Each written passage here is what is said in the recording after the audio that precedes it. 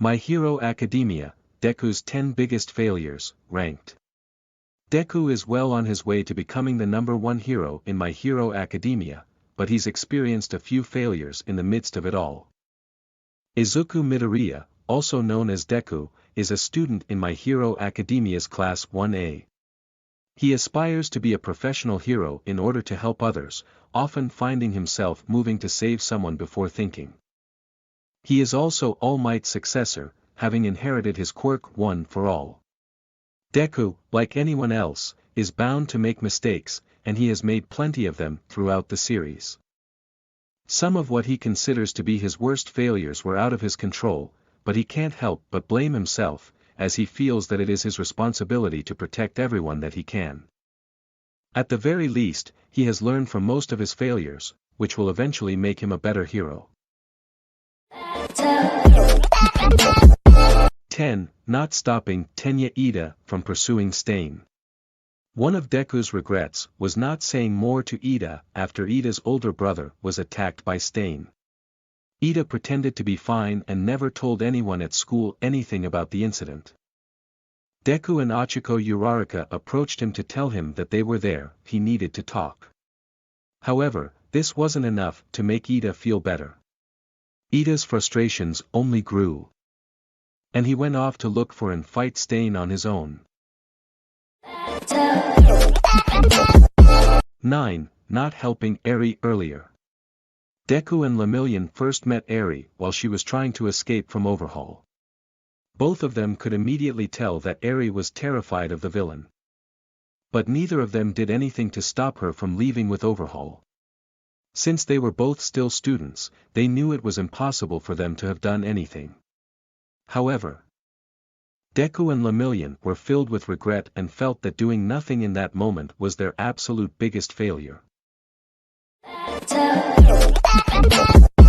8. Destroying his body multiple times. Deku was never kind to his body. Since he wasn't able to physically handle his quirk, it often exploded out of him, breaking various parts of his body. He was even willing to break fingers that were already broken when he fought Shoto Todoroki during UA's sports festival. He seems to prioritize other people's safety over his own but fails to consider that no one would feel happy to see a hero destroy themselves. 7. Worrying his mother constantly. Deku's mother is always worried about him. She felt guilty about not giving him a quirk and apologized, even when that wasn't what he wanted to hear. According to the author's side notes, she felt so badly about it that she put on weight.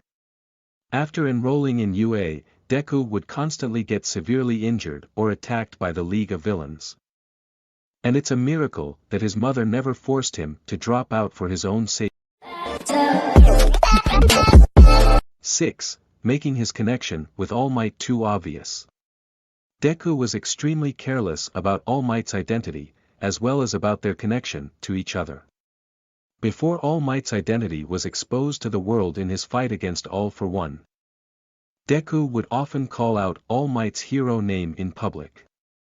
They would often speak to each other out in the open, leading students to correctly assume that Deku was All Might's pupil or successor. Bakugo was much better at keeping their secret than Deku was. 5. Thinking that All Might was a god. Deku's admiration of All Might was a problem. He considered All Might to be a godlike individual and didn't think that he could be defeated. Especially by a student like him. When fighting All Might alongside Bakugo, Deku had put All Might on such a high pedestal that he refused to fight him in the beginning. Deku even refused to listen to Bakugo, who insisted that they needed to do more than just run away. 4. He lost track of Katsuki Bakugo in the forest. When the League of Villains attacked the UA students for a second time, Deku's body was completely destroyed after his fight against Jailbreaker. Defeating him took all that he had, and he needed to be carried by one of his classmates in order to get anywhere. He met up with Bakugo and went through the forest, but never noticed that Bakugo had been kidnapped until it was too late. All Deku could really do was helplessly watch his classmate get taken. 3. Always telling Bakugo how great he is. Deku was initially one of Bakugo's lackeys, who would follow him around and praise him all the time. Unfortunately, Bakugo would turn around and bully Deku for trying to help him up.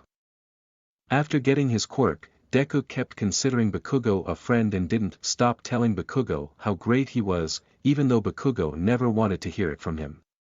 Bakugo was already arrogant enough without someone trying to boost his ego. 2. He didn't get to Lemillion in time. Lemillion went ahead of the hero group thanks to his ability to walk through walls. He was completely focused on saving Eri. The rest of the group got held up by a villain who could manipulate their surroundings.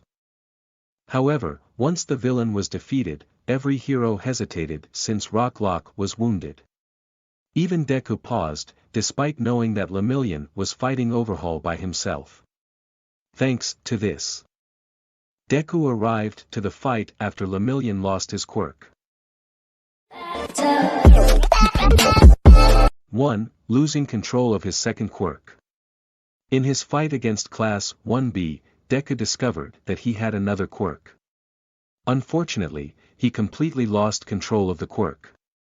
He told the people around him to start running because it was so dangerous.